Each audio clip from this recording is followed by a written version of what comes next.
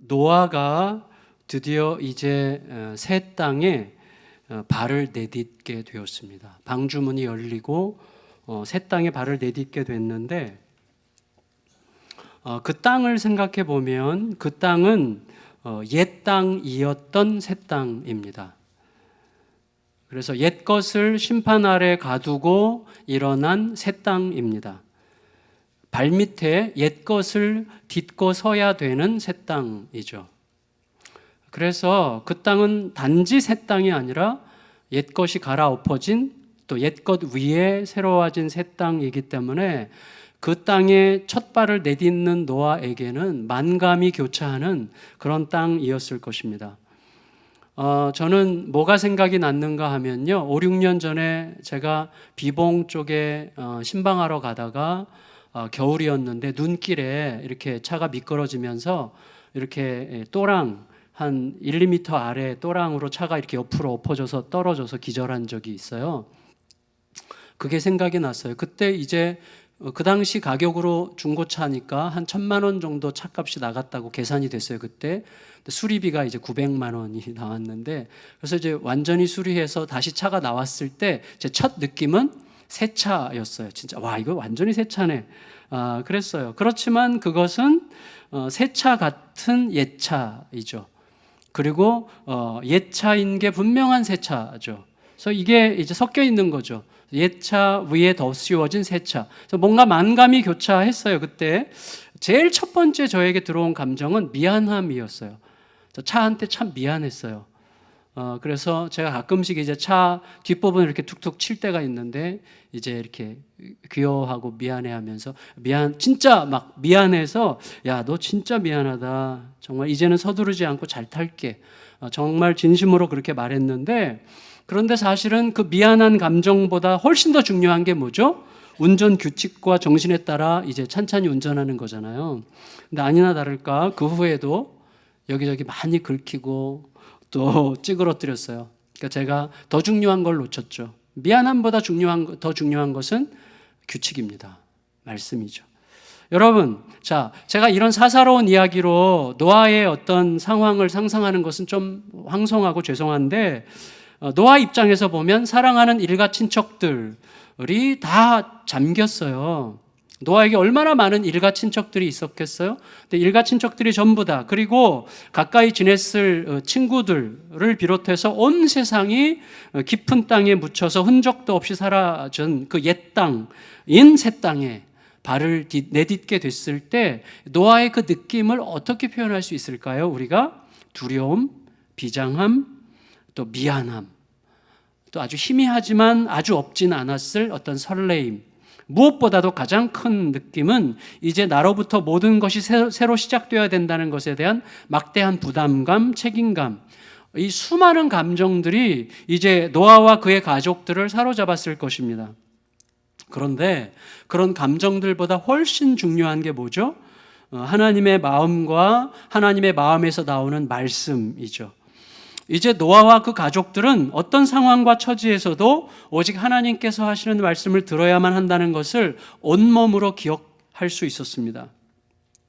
지난 주간에 월화수 주일날은 저희가 이제 공개 컨퍼런스를 했고, 월요일부터 수요일까지는 횃불에 관해서 목회자들을 초청해서 목회자 세미나를 했는데, 사실 요즘에 워낙 세미나 열풍이 다 지나갔기 때문에 요새는 웬만한 세미나도 목회자 500명 이렇게 모이기가 쉽지 않은데 1,300명이 모여서 이제 2박 3일 동안 정말 복된 시간을 가졌어요. 우리 교육자님들, 성도님들 정말 수고를 많이 해주셨는데요.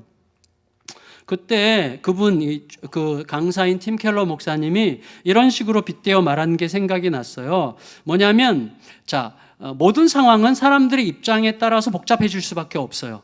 그래서 이 의견이 있으면 이 의견도 있어요. 조금 아까도 우리 15%는 나는 동의하지 않는다, 혹은 잘 몰라서 손을 안 든 분들도 물론 계시겠지만 다른 의견이 있지만 그건 필연적이고 우리가 받아들여야 되고 얼마든지 존중해야 되는 부분이라고 할 수 있습니다. 그런데 어쨌거나 입장에 따라서 상황은 복잡해져요. 단순하게 yes, no가 아니라 yes도 여러 가지 종류의 yes가 있고 no도 여러 가지 종류의 no가 있을 수 있단 말이죠. 그러니까 굉장히 복잡하고 다양한 상황이 있는데 하나님의 말씀은 그렇게 해서 복잡해진 상황 한가운데를 향해 소위 그 묵직한 중심, 이분은 이제 massive center라고 그랬는데 아주 묵직한 중심을 향해서 걸어 들어가도록 이끄는 게 하나님의 말씀이라고 얘기했어요. 무슨 말인가 하면 하나님의 말씀은 우리를 타협하지 않은 채 중심을 향해서 우리로 하여금 이렇게 꿋꿋하게 걸어가게 하는, 인도하는 힘인데, 그래서 때로는 이쪽으로부터도 욕먹고 이쪽으로부터 욕먹어요. 이쪽과 이쪽이 반대기 때문에 나는 그 중심, 이 묵직한 중심을 향해 가려고 하기 때문에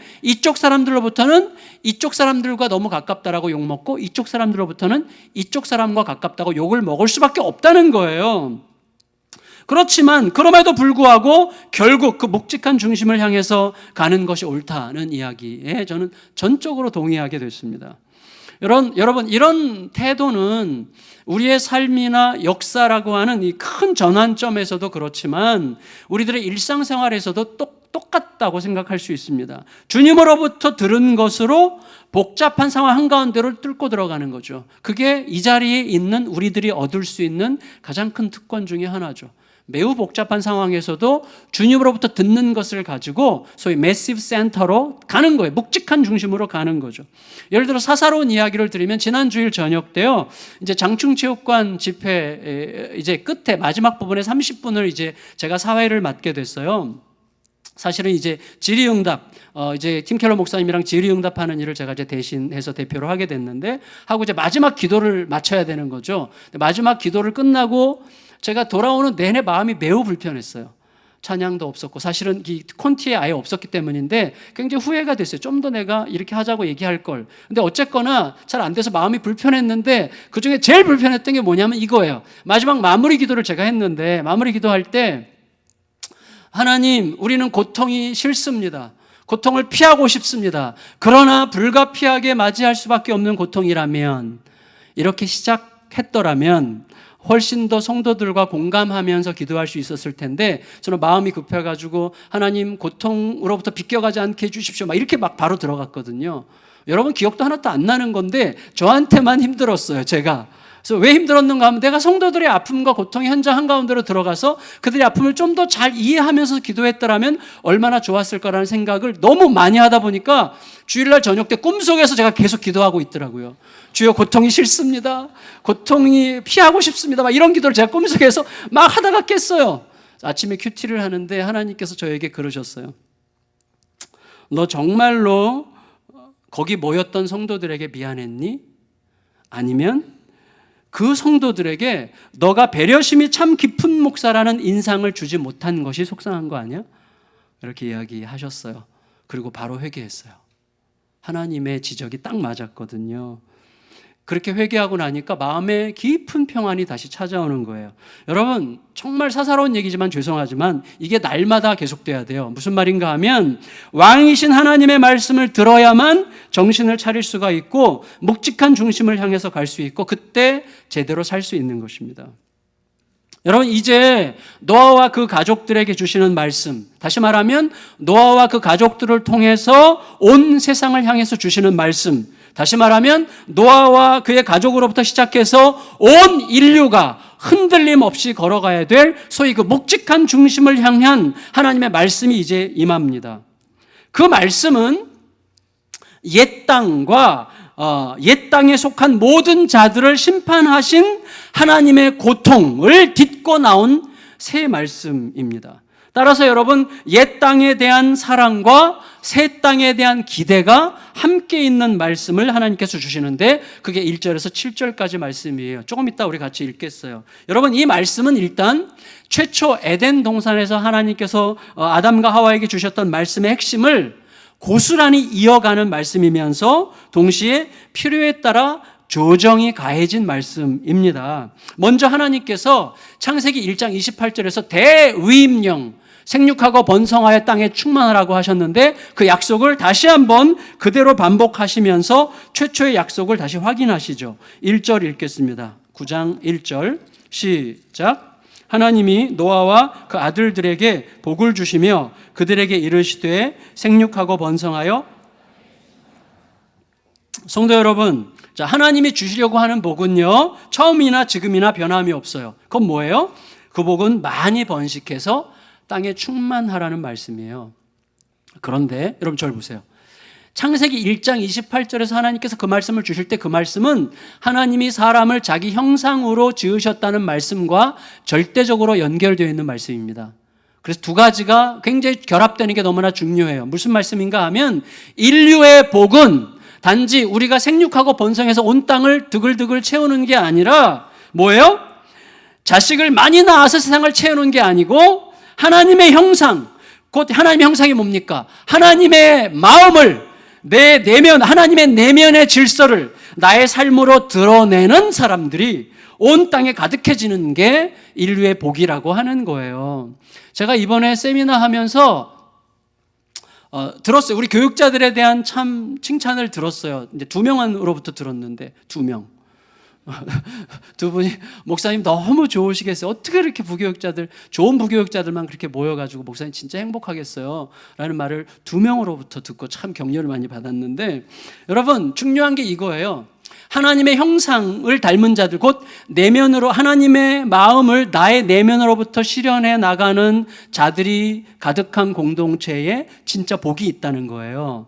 그러니까 여러분 우리가 알듯이 세상 모든 문제는 뭐예요? 결국 하나님의 형상을 집어던지고 짐승의 탈을 쓴 자들에 의해서, 그리고 그들에게 동조하거나 그들을 방조하는 자들에 의해서, 혹은 그들에 맞선다고 그들과 똑같은 짐승의 탈을 쓰고서 똑같이 맞서려고 하는 자들에 의해서 뒤틀리고 왜곡되고 그리고 깨어지면서 생긴 문제들이 온 세상의 문제들이 아닙니까?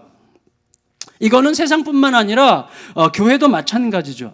어쨌거나 여러분, 하나님께서는 하나님의 형상들로 하여금 온 땅을 채우고 섬기게 하시겠다고 하는 이 첫 약속을 변함없이 이루어 가실 것입니다. 하지만 그 약속이 이루어져 가는 방식에는 약간의 변화들이 가해져요. 첫째 뭐냐면, 하나님께서 최초에 만물을 다스리라고 하셨을 때 우리가 그 다스리라, 만물을 책임져라, 그 말을 어떻게 우리가 이해하기로 했죠? 하나님으로부터 나오는 사랑과 신뢰의 질서로 섬기는 거라고 이야기했어요. 기억나세요? 기억나는 척이라도 빨리 하셔야 됩니다. 기억나시죠? 온 땅을 다스리라는 말씀은 뭐라고요? 하나님으로부터 나온 사랑과 신뢰의 질서로 만물을 섬기라는 뜻이라고 우리가 그렇게 이해했는데, 그렇지만 이제는 그게 변했어요. 어떻게 변했어요? 사람의 지배와 만물의 두려워함이라는 구도로 바뀌게 됐어요. 2절이죠. 2절 읽겠습니다.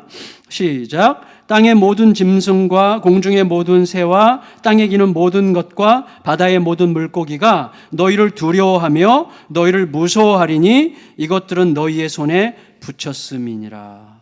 예. 여러분, 자, 그래서 이제 긴장이 형성됐어요. 긴장이 인간의 지배하려고 하는 힘과 짐승들의 두려워하는 힘이 긴장을 이루게 된 거죠. 물론 이거는 이제부터는 절대적으로 그렇게 살 수밖에 없는 운명이 됐다라기보다는 사람과 다른 피조물들 사이에 사랑과 신뢰의 질서가 회복되는 일이 그만큼 어려워졌다는 말이죠. 동시에 하나님의 뜻을 따르려고 하는 더 치열한 자기 부인이 있어야만 하는 상황에 이르렀다는 말이라고 할 수가 있겠어요. 더구나 사람과 다른 생명들 사이에 끼인 이 어두운 긴장감은 이제 이렇게 절정에 달하게 되었어요. 그게 3절인데 3절 읽겠습니다. 3절. 긴장감이 절정에 이르죠. 3절 시작. 모든 산동물은 너의 먹을 것이 될지라 채소같이 내가 이것을 다 너희에게 주노라. 이제 세상의 자연 만물의 하늘과 땅과 바다에 있는 모든 생명체들과 사람의 관계가 먹는 자와 먹히는 자의 관계가 됐어요.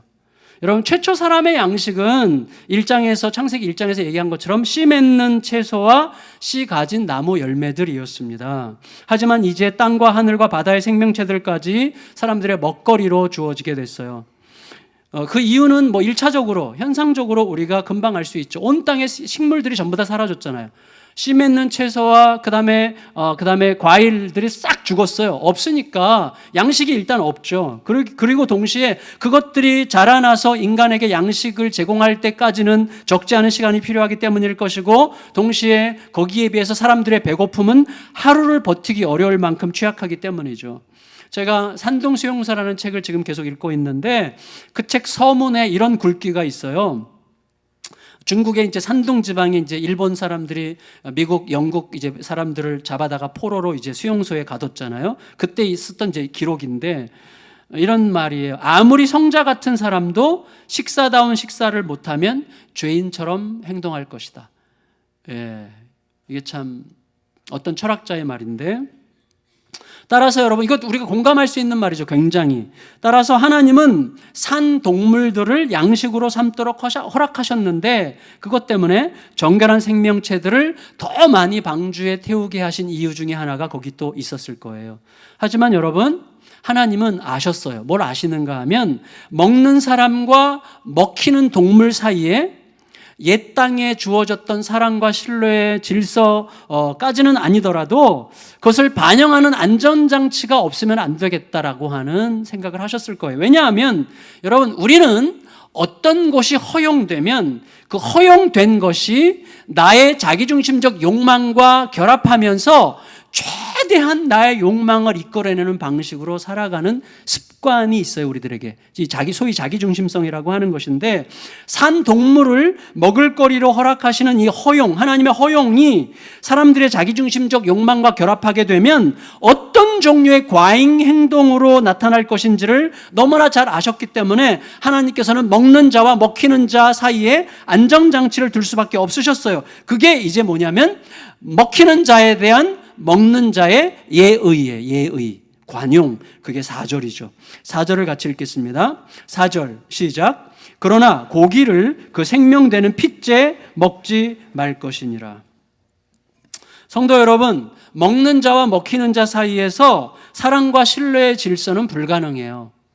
하지만 먹히는 자, 곧 약자에 대한 먹는 자, 강자의 예의와 마음의 질서는 있어야 된다고 하나님은 말씀하시는 거예요. 그래서 이 4절 말씀을 직역하면 이런 뜻이에요. 너희가 살을 먹되 그것의 영, 곧 피와 같이 먹지는 말아라 그랬어요. 다시 말하면 하나님은 그 피를 그 육체의 영혼으로 보셨어요. 같은 뜻이에요. 따라서 이 말씀은 단지 너희 선짓국 뭐 이런 거 이렇게 사슴 피 막 있는 그대로 막 이런 거 먹지 마. 물론 그런 형식을 금지한 말씀, 그렇게 좀 쪼잔하게 적용하라는 말씀이 아니고, 이건 뭐냐면 살아있는 동물들의 신적 기원에 대한 경외심을 잃지 말라는 말씀이에요. 슈바이처가 사실은 생명 경외 사상으로 일생을 살았는데 이제 여기에 근거를 뒀죠.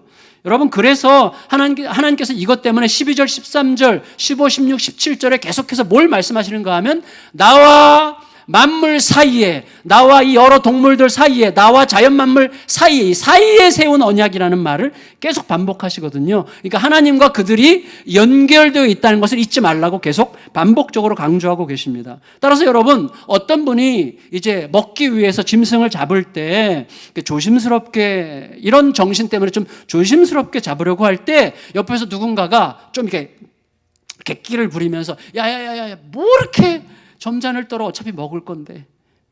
어차피 먹을 거 뭐 이렇게 점잔을 떨어? 응? 이렇게 객기를 부릴 필요는 없다고 생각해요.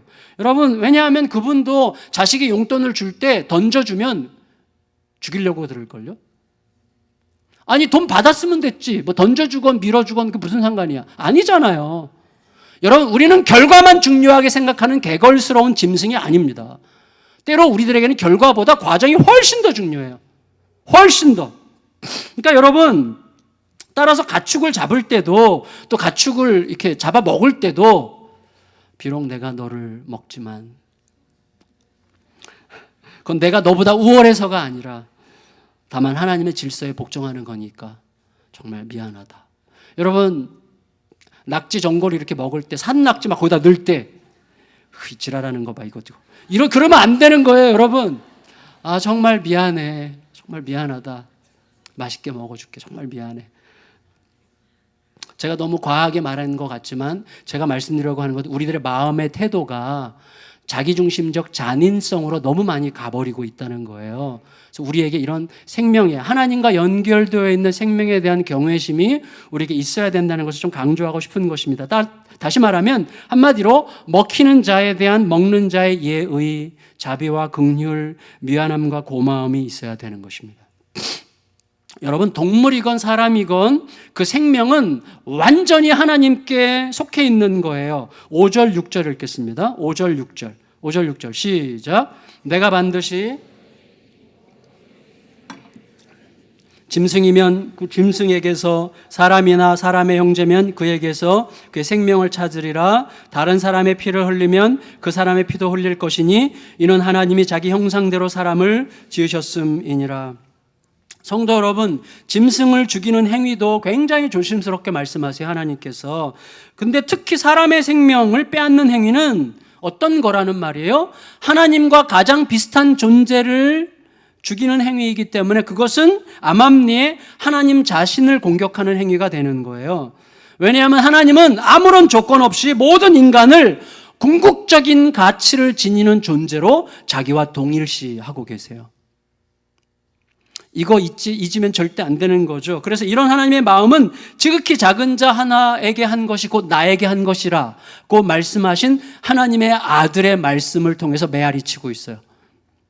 이게 우리 모두에게 너무나 중요합니다. 그래서 생명을 대할 때, 타자를 대할 때 기능적으로 나에게 유리한가 불리한가라는 관점에서만 대하지 않고 하나님께서 그를 위해서 당신과 영원한 생명적 관계를 맺고 계신 그를 상대한다는 이 어떤 때는 오글거릴 수 있는, 어떤 때는 너무 피곤할 수 있는, 어떤 때는 너무 추상적이어서 이해가 안 되는, 그러나 하나님께서 말씀하신 그대로의 전제를 가지고 누군가를 대하려고 하는 태도가 우리에게 절대로 잊혀지지 않아야 되는 것입니다. 따라서 여러분, 어떤 생명, 모든 생명을 대할 때는 반드시 그 생명의 운명을 내 힘과 능력으로 좌지우지할 수 있을 것 같은 망상에 빠지지 말아야 됩니다. 그 생명의 기원과 그 생명을 붙들고 있는 힘과 그 생명에 대한 최종적인 책임자가 오직 하나님이라는 사실을 절대로 잊으면 안 됩니다. 따라서 여러분, 다른 사람의 생명을 단지 내 만족, 내 이익을 위한 도구로 인식하려고 하는 태도는요, 이 세계를 붙들고 있는 이 세계의 본질인 하나님의 사랑과 신뢰의 질서에 반역하는 치명적인 무모함이다, 이렇게 말할 수 있어요.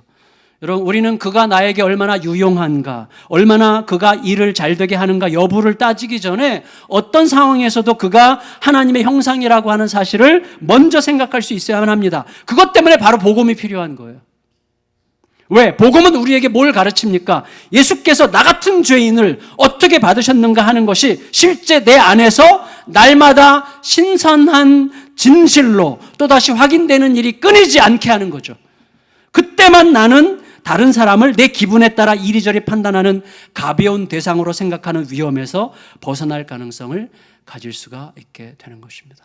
그래서 날마다 복음이 우리에게 필요한 것이죠. 따라서 여러분, 우리들은요, 온 땅의 생명체들을 생존을 위한 먹거리와 수단으로 삼아야만 하는 상황 한가운데 있지만, 또 때로는 어떤 목표에 도달하기 위해서 타인들을 기능적인 존재로 생각할 수밖에 없는 어떤 상황에 살아갈 수밖에 없지만, 그럼에도 불구하고 내 삶의 근본적인 의미와 목적은 내 뜻을 이루는 것이 아니라 하나님의 뜻을 이루는 것이라는 사실을 절대 잊지 말아야만 하는 거죠. 그리고 하나님께서 허락하신 생명체들과 하나님의 형상들이 온 땅에 번성하여서 이 땅에 하나님의 나라를 이루는 것이 내가 살아가는 이유라는 사실을 절대로 잊지 말아야만 하는 것입니다. 그것을 7절에 이렇게 다시 한번 강조하는 것이죠. 7절 읽겠습니다. 시작. 너희는 생육하고 번성하여 땅에 가득하여 그 중에서 번성하라 하셨더라. 여러분, 이를 위해서 하나님은 다시 한번 그것을 완전히 성취하시기 전까지는 결코 멈추지 않으실 약속의 핵심에 대하여 다시 한번 강조하세요. 그 약속의 핵심은 이거예요. 결국 죄로 인해서 온 세상이 최종적으로 멸망한 것 같아 보이는 상황 속에서도 생명을 지키고 구원하시려고 하는 생명 살리기를 향한 하나님의 집착에 관한 것입니다. 그게 하나님의 약속의 핵심이에요. 무슨 말이에요? 하나님은요, 옛 땅을 심판하실 수밖에 없었던 그 깊고 깊은 고통을 딛고 여전히 당신의 약속을 지키시기 위해 진정한 새 땅의 회복을 위해서 집착하십니다.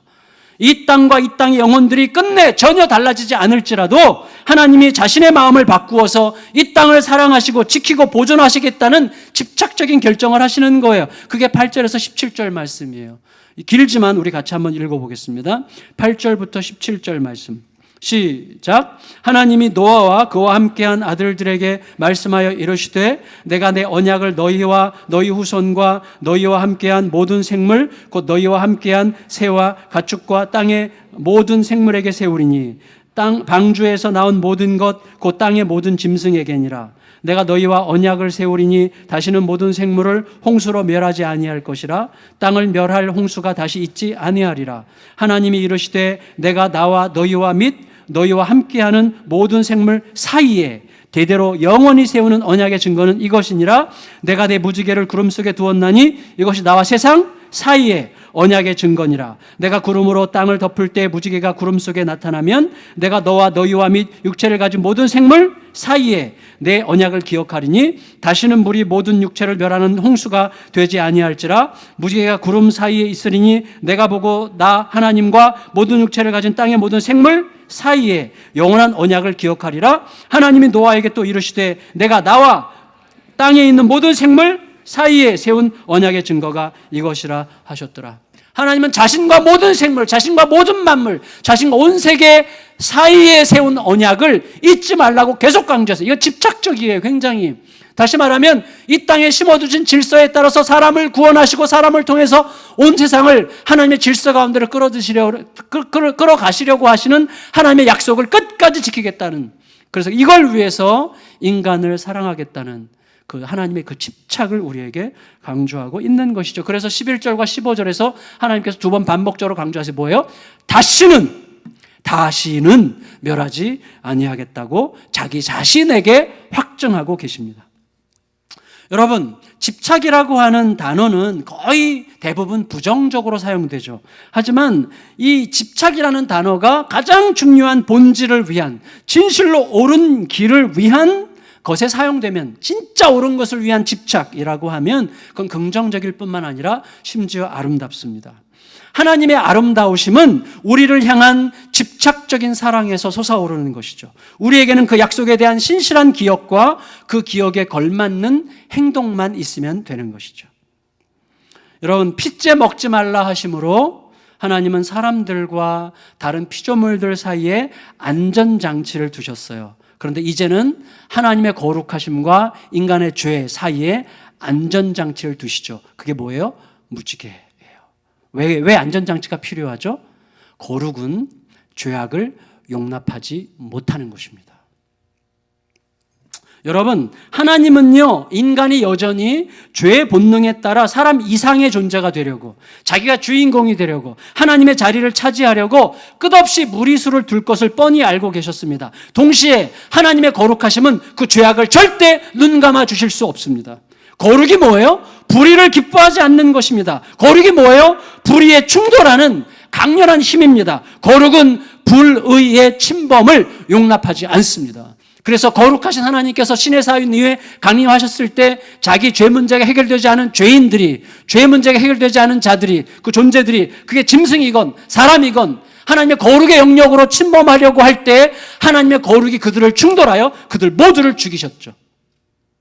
거룩은 죄의 침범을 용납하지 않습니다.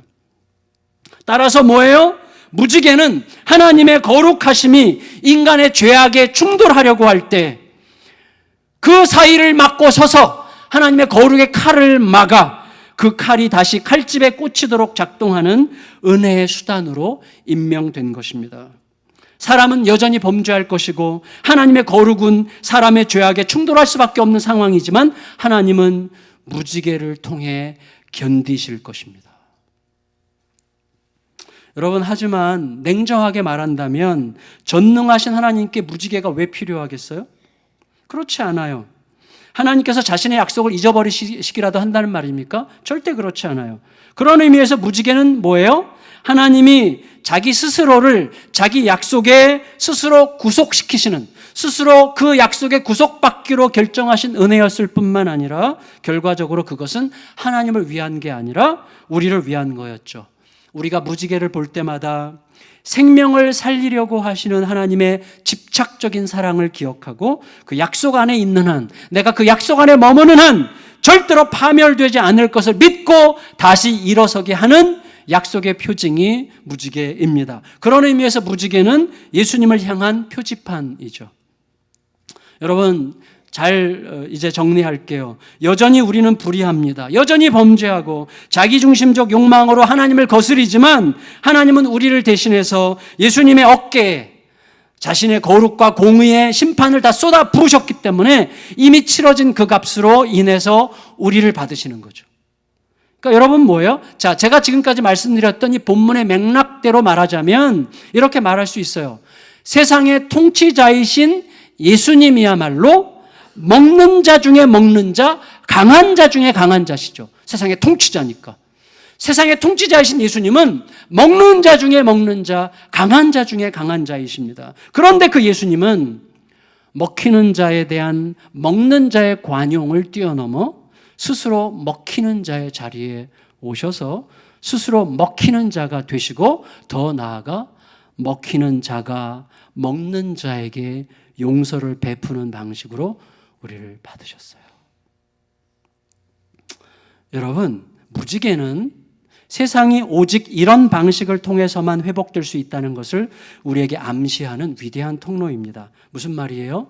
여러분, 먹히는 자가 먹는 자에게 사랑과 신뢰를 보낸다는 것, 피해자가 가해자에게 용서를 선언하고 사랑을 고백하게 한다고 하는 것, 이건 얼마나 잔혹하고 얼마나 혹독한 일입니까? 이건 불가능해요. 너무나 잔인한 일이죠. 어떻게 피해자에게 가해자를 용서하라고 함부로 말할 수가 있습니까? 그건 불가능한 일이고 너무나 잔인한 일입니다. 그렇지만 만일에 그게 실제로 가능하다면 그보다 위대한 일은 없죠. 그런데 그렇게 할 수 있으려면, 만일에 그렇게 할 수 있으려면 피해자에게 뭐가 있어야 돼요? 뭐가 있어야 되죠? 피해자에게 가해자가 해롭게 한 모든 현실보다 비교할 수 없이 더 크고 위대한 현실이 있으면 되는 거죠. 그게 뭐예요? 곧 나야말로 치명적인 가해자라는 사실이 인식되고 나에 의해서 가장 치명적인 피해자가 된 그분이 가장 사악한 가해자인 나를 용서하고 나에게 사랑을 고백했다는 사실을 뛰어넘어 그분이, 그렇게 나를 받은 분이, 피해자로서 가해자인 나를 용서하신 그분이 바로 전능하신 하나님이실 뿐만 아니라 그는 나의 모든 사악함을 뛰어넘어 영원토록 내 편이 되시기로 결정하셨다고 하는 사실이 내 현실이 된다면 그때서는 가능할 수 있겠죠. 근데 그게 우리들의 현실이잖아요. 현실이 아닌 것처럼 생각하기 때문에 문제가 생기는 것이지, 그게 우리들의 현실이라는 사실을 꿀꺽 삼키고 받아들이기만 할 수 있다면, 여러분, 이런 면에서 보면 때로는 짐승이 사람보다 낫다는 생각을 하게 돼요. 소가 언젠가 자기가 먹힐 것을 알고 있지 않을까요? 모를까요? 하지만 끝까지 충성을 다하잖아요, 소는. 제가 드디어 지난주 금요일에 저쪽 제암리에 땅을 기증하기로 하신 그 가족들이 다 오셔가지고 드디어 최종 결정을 하셨고, 이제 이번 주부터 이제 법적으로 이제 기부를 받는 과정을 밟기로 했는데 끝까지 잘 진행될 수 있도록 여러분 기도해 주세요. 근데 이제 권사님 이 얘기 저 얘기 하다가 재밌는 얘기를 들었어요. 뭐냐면 그분한테 들었는데, 요즘에도 간혹 그런 일이 있을 수 있지만 과거에 시골에서는 이제 집에서 키우던 개를 잡아먹는 일들이 종종 있었잖아요. 참 미안하지만. 오래전에 있었는데 어떤 분이 집에서 이제 키우던 개를 잡아먹으려고 이웃들과 함께 이제 개를 데리고, 그때는 주로 개울가나 강가로 가죠. 그래서 이제 개울가에 있는 그 나무에다가 매달아서 이제 죄송하게도 좀 맞으시게 하고 잡아 드시는데, 근데 이제 나무에 개목을 달려고 막 실갱이를 하는 순간 개가 몸부림하다가 벗어나서 도망쳤어요. 그래가지고 이 이웃들과 함께 매우 허망해하면서, 개를 결국 못 잡았는데 허망해하면서 입맛만 다시다가 집으로 돌아갔다고 합니다. 또 집에 오니까 도망쳤던 개가 꼬리를 흔들면서 반기고 있더라고. 순진한 눈빛으로 자기를 잡아먹으려던 주인을 반갑게 맞이하는 그 개를 보는 순간 이 주인이 그 개를 결코 먹지 않기로 결정했대요. 그뿐만 아니라 이후로는 결코 개고기를 아예 먹지 않으리라고 결정했다는 거예요. 그 이야기를 제가 들었어요. 개의 용서와 사랑이 주인을 회심시켰어요. 여러분, 제가 이 개 이야기를 끼워 넣은 것이 거룩하신 하나님에 대하여 약간 모독적이 되지 않을까라는 염려가 있어요. 그렇지만 역설적으로 개 이야기는 우리에게 훨씬 더 우리를 부끄럽게 하죠. 여러분, 하나님이 가장 격렬한 치명적인 피해자이신 하나님께서 이 땅에 피해자로 오셔서 우리 대신 우리에게 먹히는 자가 되셨고, 먹히는 자가 먹는 자를 용서하고 사랑한다고 고백하는 이 사랑을 받은 우리에게 그 사랑에 대한 반응이 없다는 것은 도대체 뭘 뜻하는 것입니까? 우리를 살게 하는 유일한 힘은 바로 그 스토리에, 그 하나님의 스토리가 우리를 살게 하는 유일한 힘입니다. 여러분, 말씀을 마칠게요. 지난 화요일 날 아침에 저 어떤 모임에서 제가 여기저기 주워 들은 걸 좀 이번 주에 많이 소개하는데 주워 들었어요. 박은주 목사님을 제가 이제 아침에 만났는데 박은주 목사님이 이야기해 줬어요. 재미있는 얘기. 뭐냐, 이거예요. 남편들이 너무너무 힘든 상황이 오잖아요. 남편들이 너무너무 힘들어서 막 진짜 다 포기하고 싶은 상황이 올 때 그래도 내가 살아야 돼. 힘을 쥐어 짜내서라도 살기 위해서 자기를 설득하는 말이 있대요. 그게 뭐냐면, 내가 그 여자랑도 사는데 뭘 못하겠어. 이제 그 말을 한다는 거죠. 한편 아내들이 너무너무 힘들어서 견디기 어려울 때 그래도 힘을 쥐어 짜내서라도 살기 위해 자신을 설득하는 말이 있대요. 내가 그 인간도 사람 만들었는데 내가 뭘 못하겠어. 근데 여러분, 하지만 우리는 남편이건 아내건 이렇게 늘 매일같이 매순간 이렇게 말할 수 있어야 됩니다. 뭐죠? 예수님이 나 같은 자도 받으셨는데 내가 누군들 못 받겠어. 예수님이 나 같은 자도 영원토록 받으셨는데 내가 누군들 못 받겠어. 이게 늘 우리에게 있어야 되는 거죠. 그게 우리를 복된 길로 인도하는 가장 강력한 힘이에요.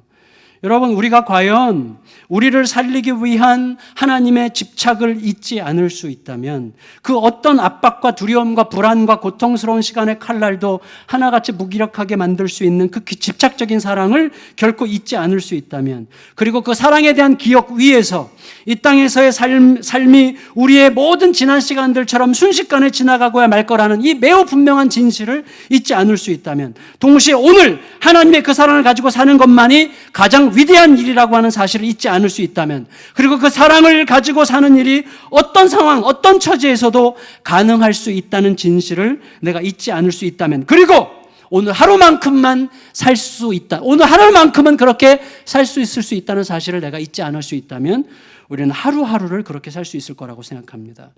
그야말로 그 은혜로 인해서 하루만 제대로 살면 되는 거죠. 그리고 그렇게 살아내는 하루하루가 반복되는 동안에 우리는 상상할 수 없었던 새 날을 향해서 어느새 가고 있는 자신을 보게 될 것입니다. 틀림없어요. 어떻게 알 수 있어요? 저같이 얄팍하고 잔머리가 많은 저 같은 사람도 그 길을 좀 비슷하게 가도록 하나님께서 허락하시는 것 같은 느낌을 느껴요. 그 길을 가는 우리 모두가 되어서 서로서로의 삶 속에서 우리 안에서 하나님의 형상들이 빚어내는 진짜와 질서와 평화와 복됨이 있는, 하나님의 기쁨의 미소가 있는 그런 은혜가 우리 모두에게 임하시기를 예수님의 이름으로 축원합니다.